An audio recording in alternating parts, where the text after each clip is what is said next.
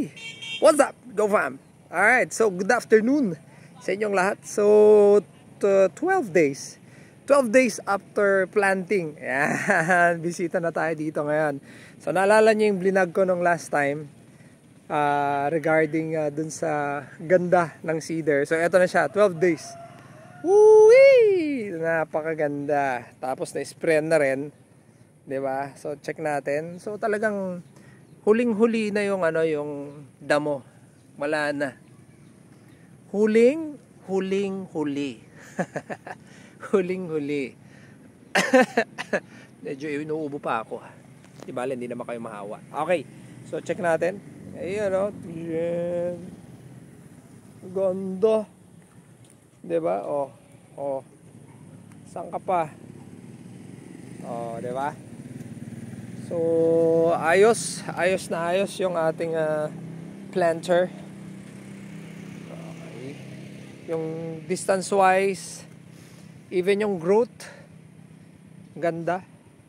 12 days, 6919S. Di ba?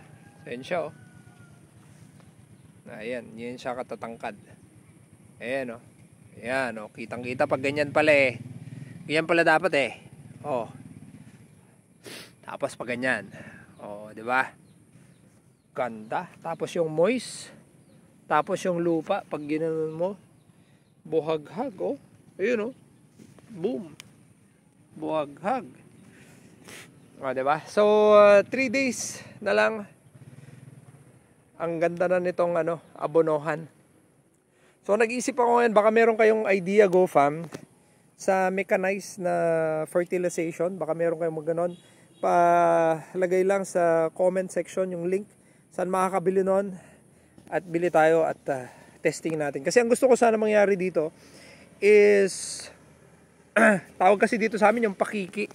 Alam mo yun, yung parang meron na ring dito, meron na ring guguhitan, tapos pag naguhit na ganon, diretso abono. Sana gusto ganun sana yung gusto kong mangyari dito para at least hindi na tayo masyadong mangailangan ng masyadong madaming tao, no?